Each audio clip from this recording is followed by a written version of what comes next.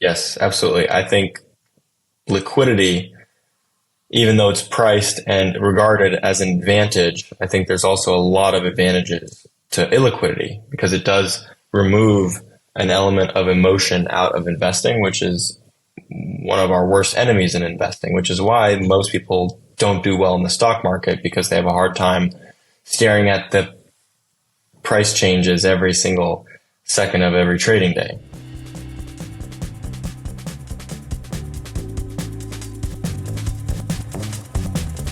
Welcome to The Path to Wealth, the show about well-being, fulfillment, and financial freedom. I'm your host, Hannes Henschel.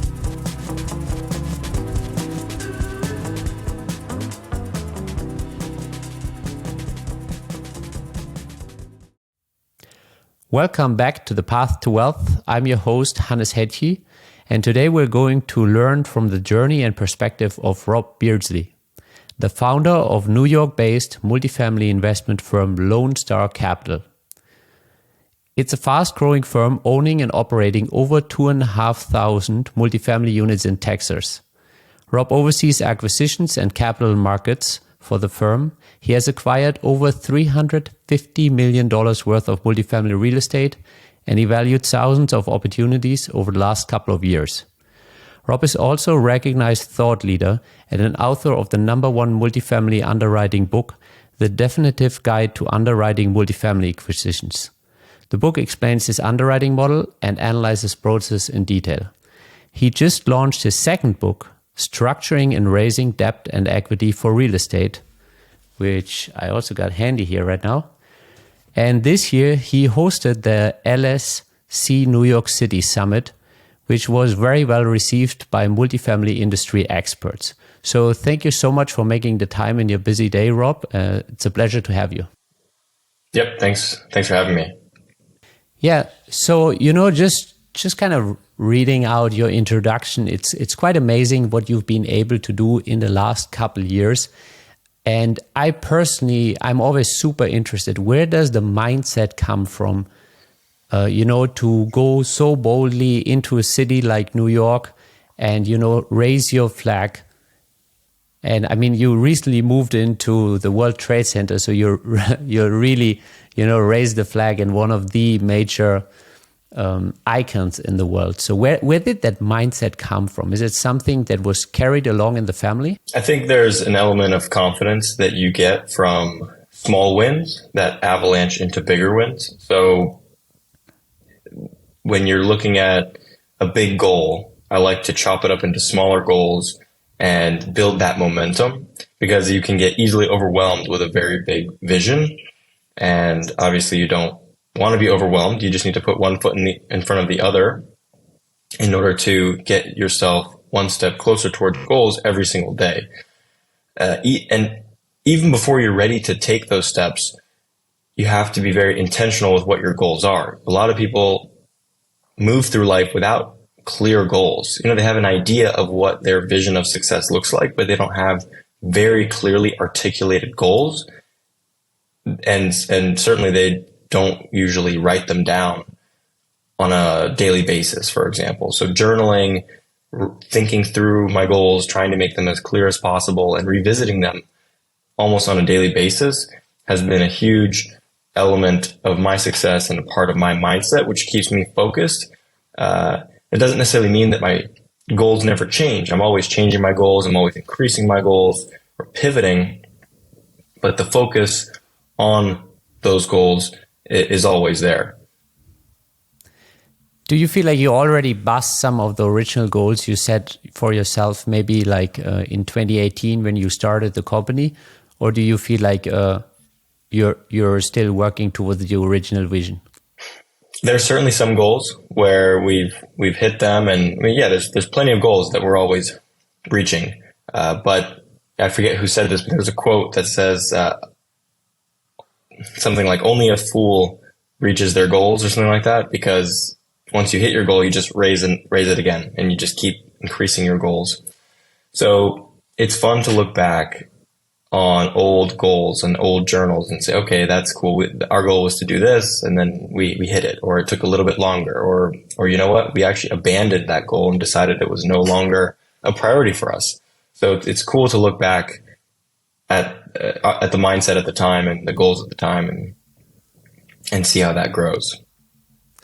You know, one of the books that really struck me on the list of recommendations that you have out there is The Power of Now. At what stage of your life were you exposed to that? Yeah, I read The Power of Now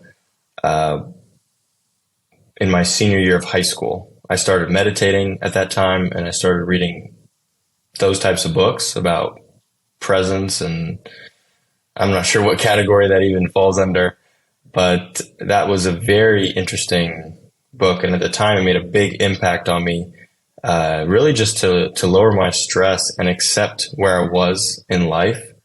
It came about at a time that was very rough for me because I had really dedicated my entire life to playing football. And right before my senior year, which would be, potentially my biggest year of football, I had a very big injury, and the doctors said I wouldn't be able to play again, and I could barely move my leg, and it was very depressing. I basically just quit on life and gave up on everything and just laid in bed crying for 3 days straight. And then somehow through that experience, I don't know how, I started both meditating and I read The Power of Now. And then I became going from very depressed to extremely happy because I basically accepted the moment and accepted reality and completely had no resistance. And it was very good. And then, just to make the story even better, I ended up, recovering and being able to play that year, and we won the championship. So I carried that presence with me forward, and I would meditate from there on every day. And I would notice on days or weeks where I wouldn't meditate, I would play worse. I wouldn't be as in the zone. And I would even, meditate before games and meditate at halftime. I really started to rely on meditation to calm myself down and be in the moment. It's so interesting. Do you still do that till today on a daily basis, or maybe in front of important events like hosting the summit this year? I do try to meditate daily. I'm currently traveling now, and traveling is the worst for my meditation regimen, but otherwise I do try to meditate daily. Nice. Is that something that also got inspired by Ray Dalio? Were you already exposed to kind of his line of thought, because he's so big into, meditating and making sure that you have an elevated perspective on life? No, it wasn't. Ray Dalio, I didn't start following Ray Dalio until a few years later, in college. Nice. So what originally really looked like the biggest setback for you emotionally, and in your life, in your career as a player, so to say, it really turned out to be a boon, because now you have a tool, a skill set that really carries through everything in life. Yeah, I agree with that. Definitely agree with that. There's a lot of values, mindset, ethics that I learned through football that I think translate extremely well to life and business. So I definitely think that those who were very committed athletes have an advantage potentially in the business world, and just in their own life, just being able to understand the virtues of sacrifice, hard work, teamwork, understanding how to work in a team. There's times where you're called upon to be a leader. There's times where you're called upon to be a follower, and you have to be able to leave your ego at the door in both scenarios. So why did you choose to take, all of your skills and the tools that you now learned and move into the multifamily space? I know your parents been in real estate, but why go to New York and raise your flag in the multifamily space while you're actually acquiring properties in Texas? I think it's a story of pragmatism. I was in college studying computer science, and I thought I would go into tech consulting or join or start a tech startup and, make a lot of money through that tech world.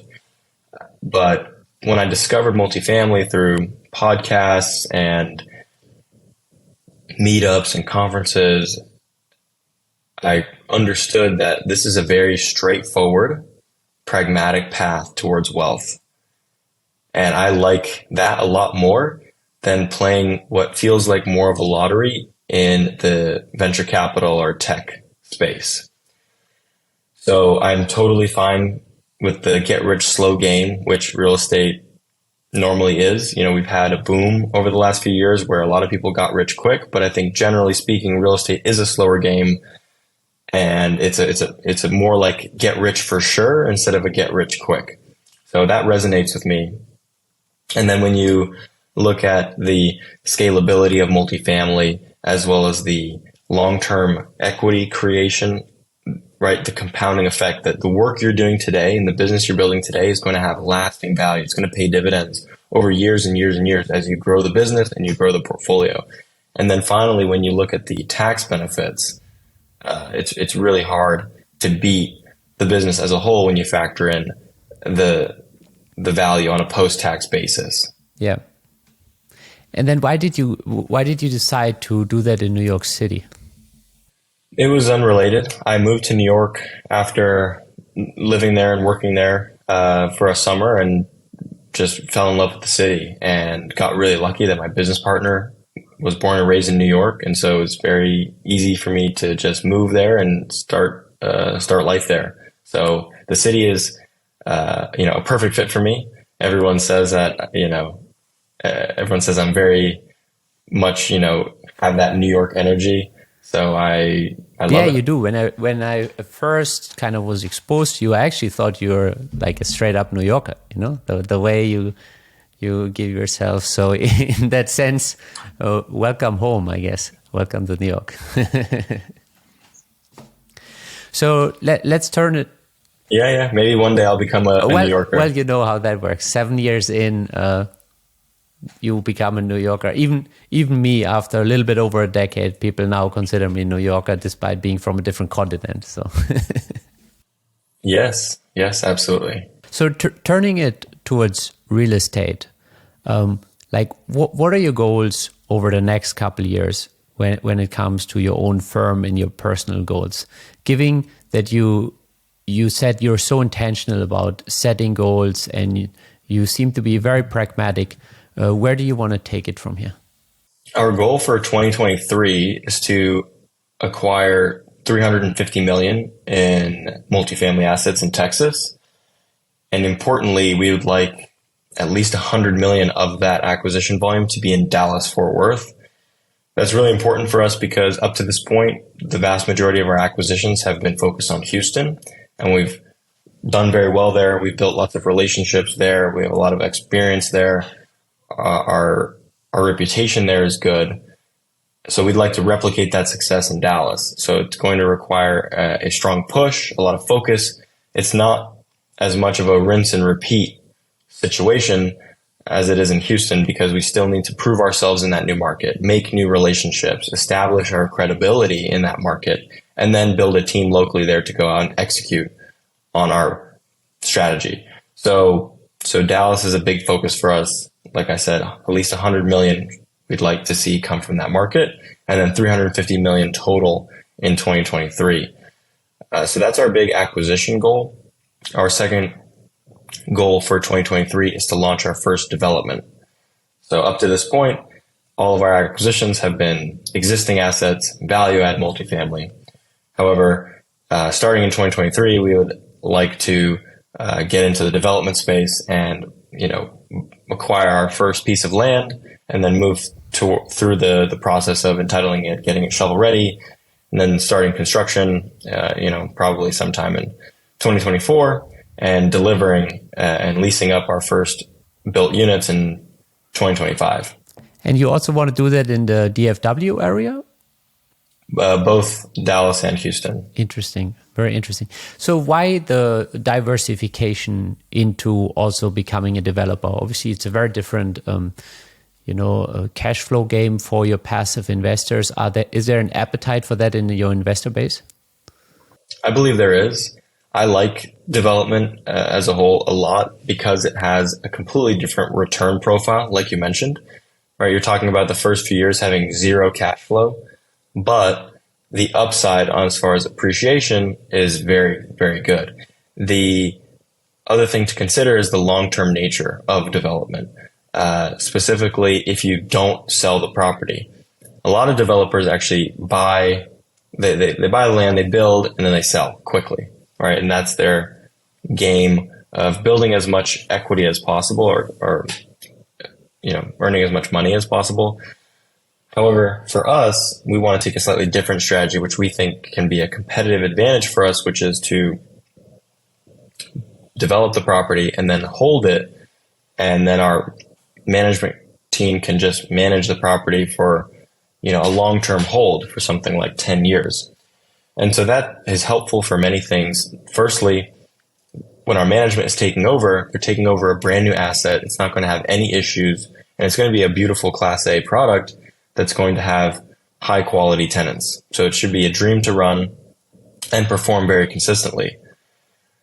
The other aspect of the long-term hold is it's a risk mitigant. The longer your horizon, the longer your investment horizon, the more you're de-risking your deal, right? If you think about a merchant builder who's trying to build and sell as quickly as possible, they're very much so dependent on market timing. They need to hope that they deliver, lease up, and sell quickly and into the right market. However, when your business plan is to develop, hold for an indefinite period of time, could be 3 years, 5 years, 10 years, you're far less dependent upon market timing, which de-risks that element of the development substantially. So that can allow us to be a bit more competitive. Maybe we can outbid people for the land and do more deals as a result of that longer term strategy. For me as well, I'm not necessarily a cash flow investor. I'm not looking to replace my income or to retire and have a stream of income to pay me. So for me, I'm perfectly fine investing in a project where I won't see any returns for a few years, but I know that the appreciation is going to be very strong. Yeah. Yeah. So, you kind of have the value add, which will be the bread and butter for your investors and as well as you. And then you have that very long-term approach of building, proper wealth. And I think that's also where long-term wealth is built, having those kind of long-term time horizons. And I love that you're thinking basically in multiple decades, and as you said in the beginning, while real estate might be a slower game, but it's a for sure game. And that's one of the things I really love. And I think so many of the investors, I think by now it's a fact that most normal millionaires are made in real estate. And that might change over the next couple of years, depending on how technology changes the scope of everything. Where do you think is technology coming into our space when it comes to tokenization, and how does that change your interaction with your investors? Well, there's a lot of ways that technology is affecting real estate. Real estate is absolutely an old school business and is somewhat resistant to technology. We like to do things the old way and we like to keep it simple, but there's a ton of innovation that's happening in real estate. So you mentioned tokenization. Tokenization is an innovation on the capital market side of things for real estate, but there's also innovation and technology happening at the property operation level, such as smart home technologies.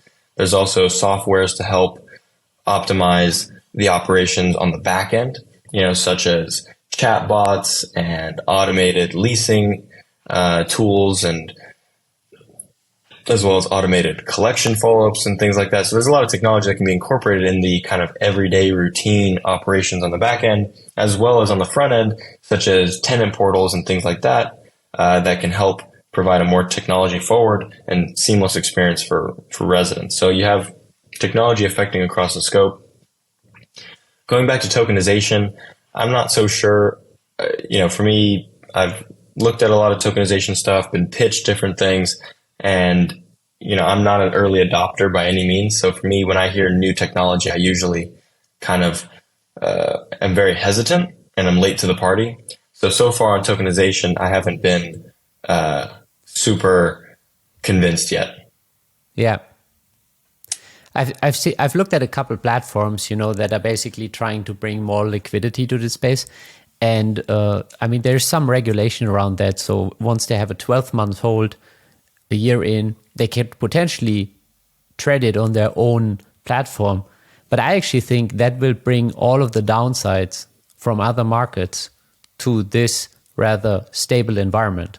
Because once there's more liquidity and you're able to trade, even with it, if it's within a smaller platform that's only for accredited investors, I think that's when emotion comes into the game. So I'm actually not necessarily a big fan of it, because I think it destabilizes something that people like you and me appreciate for being stable when everything turns insane.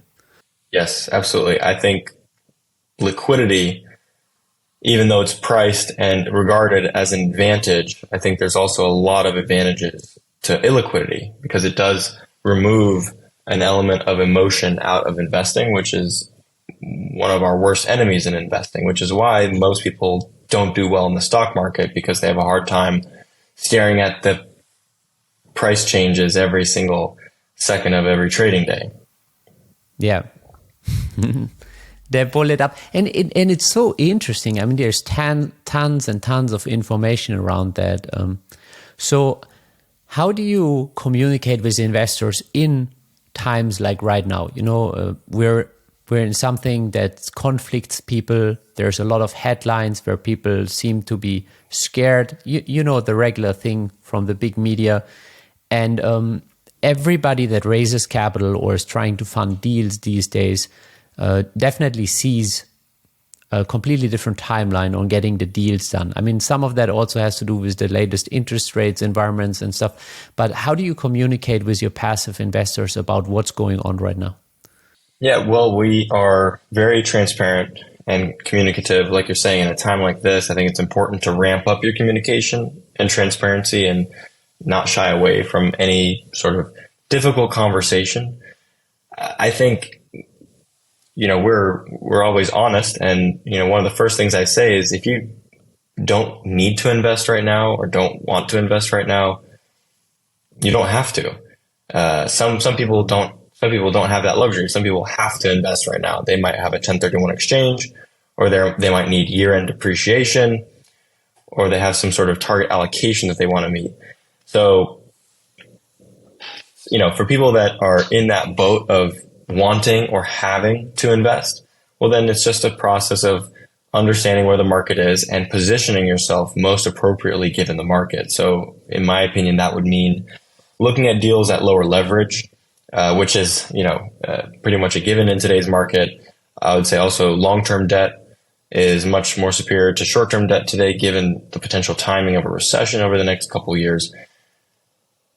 Making a deal, getting a deal done, making it happen with a bridge loan today is very difficult just to get the numbers to pencil.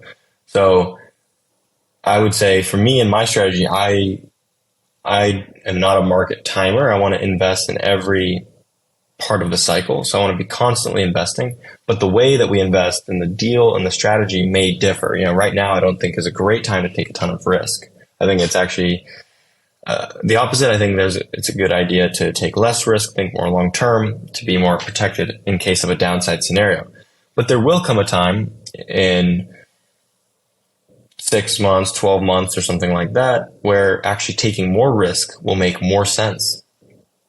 We'll have a situation where buying rougher deals that have some trouble could potentially be very lucrative. So yeah, the market's always changing. So for investors, never want to try to convince someone to invest in a situation or at a time where they don't feel comfortable. So that's I think that's just generally our approach. Yeah. Last weekend, I spoke to Paul Pebbles and James Eng from Old Capital, and James was making a remark which is true but also funny. As an operator, you have to win in any environment. And the market can trend up sideways or down. And that's really the challenge, that the really, really good operators have to deliver to the investors in all three of those circumstances. And that goes to what you say, that you have to really gauge what's the sentiment right now, where are things going, and you have to make sure that you win in all scenarios and not just in one of those. Yeah. So why are you planning to focus so much on Texas as a firm? I mean, you even made kind of the title of your firm Texas specific, and now you're going into a second market in Texas. Do you feel like as a firm you're maybe too focused or too concentrated in a single market of the United States?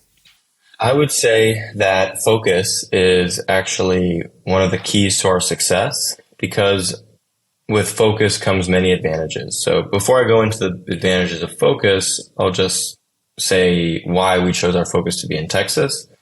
Now, obviously, Texas is no secret. Everybody knows that it's one of the best places to invest in real estate. It's DFW and Houston are always at the top of the charts for population growth, job growth. So they're very strong, consistent markets, and they're major markets. They're two of the largest MSAs in the country. So that provides us a very large sandbox to evaluate opportunities in, so that way we can find the best deals for our investors. Other benefits are the business friendly and landlord friendly environment that we're in, which makes it very much easier to do business. So it's not like we did some proprietary or involved, very deep analysis as far as picking our markets.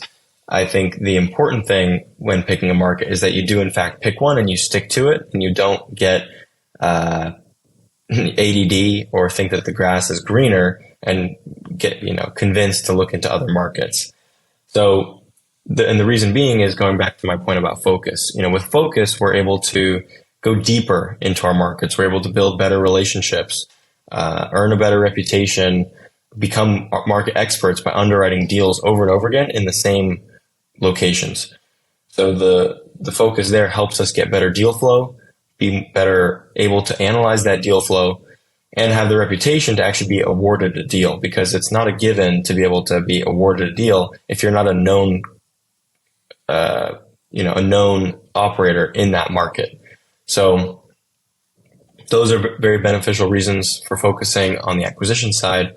On the operational side, focus also is very valuable in terms of operating your portfolio, simply by having economies of scale, having your portfolio in one location just helps with hiring and having your talent more focused on your individual assets rather than, being on planes to all these different areas to manage your portfolio. So that helps us grow and build out our property management business and construction business and be able to more easily manage the operations.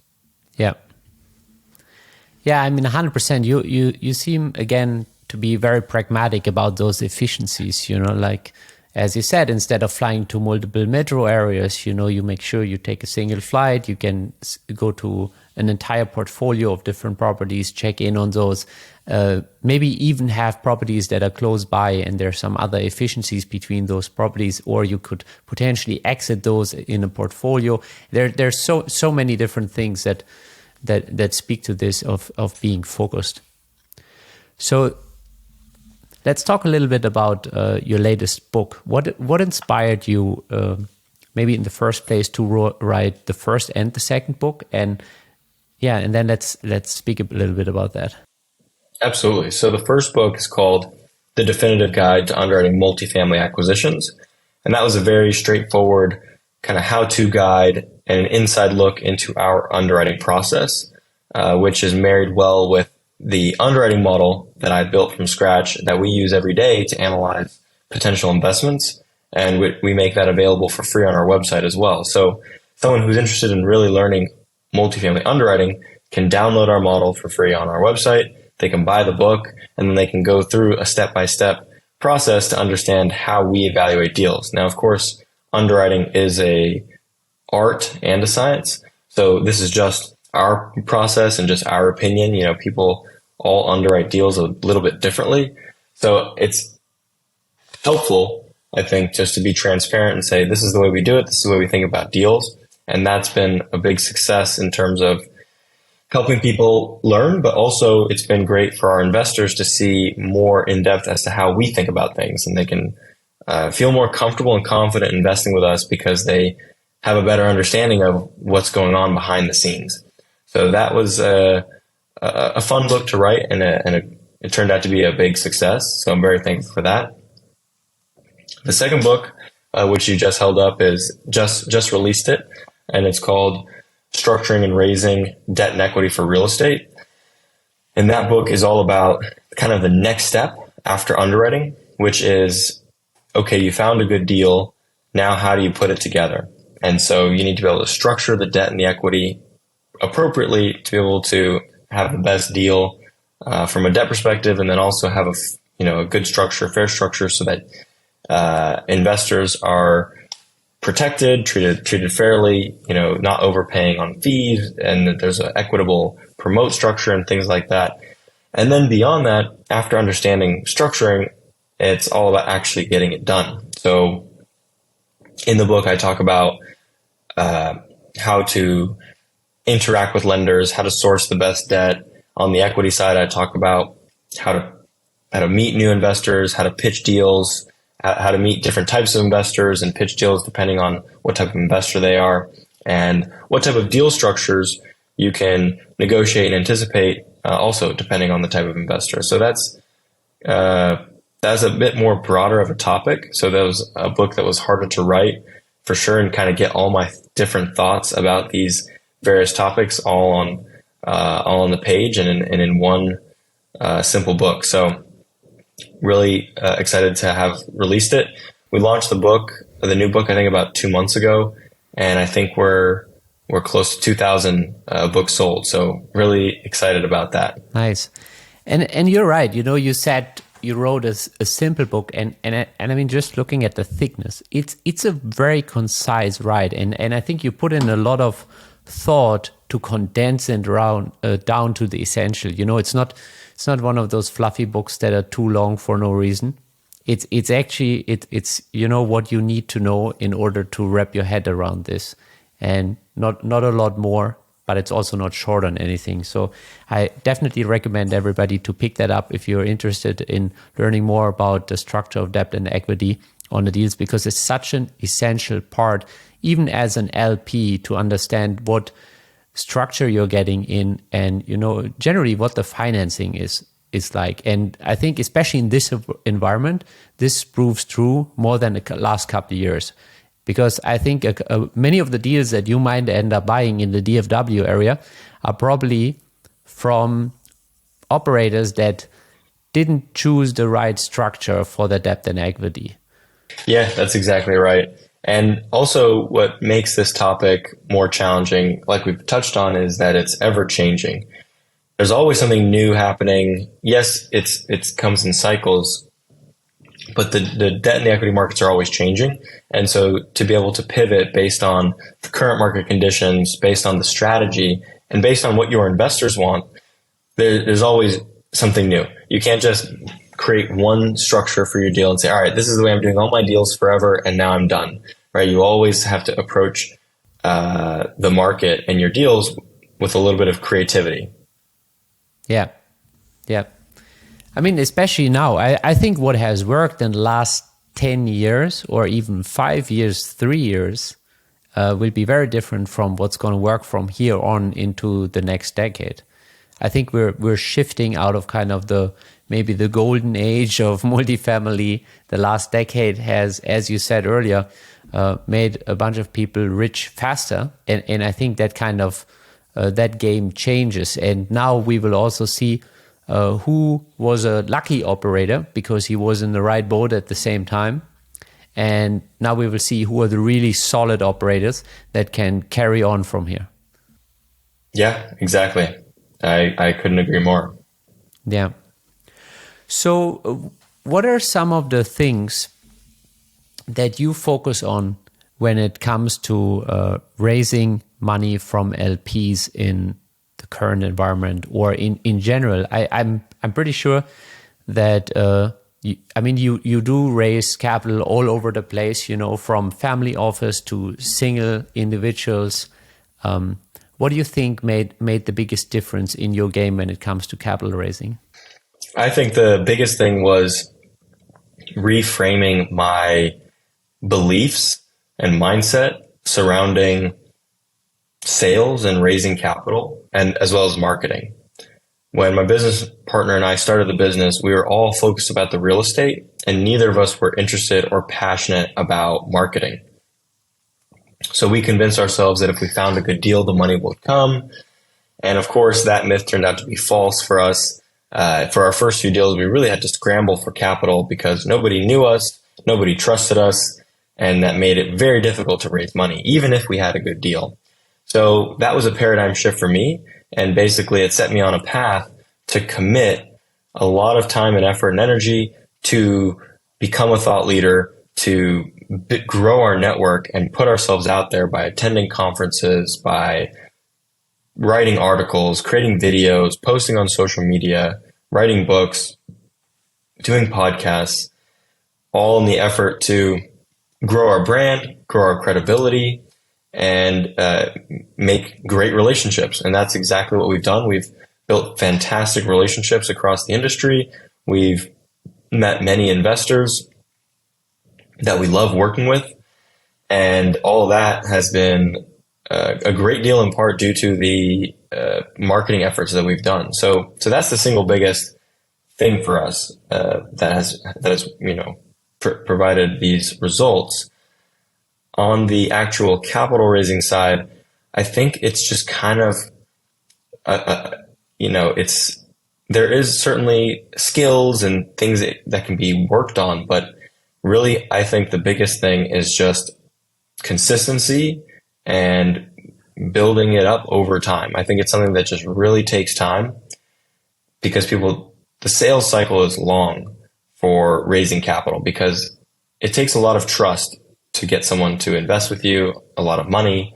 So you have to be willing to put in a lot of effort over a long period of time without getting much results. But then eventually you hit a certain level where you start to see the results and they kind of, not to say all come at once, but it becomes easier rather than harder. So once we started having a few exits, so our track record was being built up, our portfolio was being built up, it made it that raising capital was becoming easier and easier. Yeah. At what stage were you comfortable approaching family offices? Very early on. Like I said, for our first few deals, we were scrambling for capital. And so I was willing to talk to anybody. I was willing to, ask for any introduction. And I think just leaving my ego at the door and being willing to get rejected or just not being scared of anything grew our network very quickly. So we were speaking with family offices very early on, much before we were really, you could say ready for it. But because we just had the confidence and the willingness to put ourselves out there, we were able to build those relationships pretty early, which is important because sophisticated investors usually take a long time to get to know you because they're very patient. They have a lot of capital, but they also have a lot of partners that they are already working with. So they're not in a rush to build a new relationship. So you can expect 6 months, a year, 2 years time. For a second. Yeah. They're not in a rush to build a new relationship. Yeah. I was just finishing my thought that, it could take 6 months to 2 years to, build a relationship with a savvy, sophisticated investor, and you could not raise any money from them yet. But then, if you do the right things, if you show them your progress, do what you say you're going to do, eventually, you will raise capital and it will be a very beneficial relationship. Yeah. Nice. Yeah. This has been super, super interesting, Rob. I want to make sure that people know where to connect with you. Also, we will make sure to add everything to the show notes. Also, what you mentioned about the underwriting sheet, so people can play around with it and buy your book alongside it. Where can people connect with you? Yeah, you can learn more about us at Lone Star, as well as download the free underwriting model I mentioned on our website, lscre.com. You can get in touch with us on our website. And if you want to buy the new book, you can go to structuringandraising.com. Nice. And one of my favorite questions to wrap it up is always like, what do you consider a life well lived? So, let me redo that. So one of my favorite questions at the end of every episode is actually, what do you consider a life worth lived? I think it is one in which you have goals and then you work hard to meet them. That is very fulfilling. And as cliche as it sounds, it is all about the journey, not the destination. That's why I said earlier, only a fool reaches their goals, because you don't want to reach your goals. You want to keep reaching them and then raising them and then keep pursuing and pursuing. You never want to be finished. At least that's what I want, and that's what works for me. So for me, a life worth lived is one in which I'm pursuing excellence, which is defined by me. I'm not living someone else's dream. I have my own goals and visions. And every day, if I'm moving closer to that vision, I can't help but be content, happy, and feel good.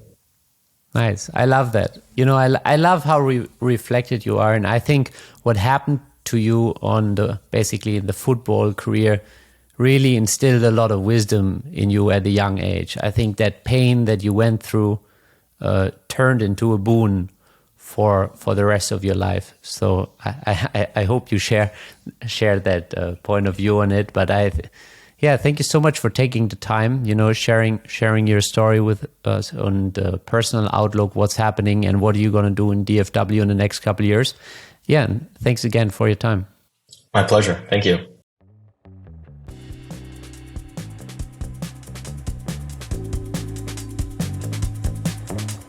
Thank you for joining us at The Path to Wealth. We hope you enjoyed today's episode. Check out our upcoming guests and be sure to share it with all your friends and family that want to take their life to the next level of wealth.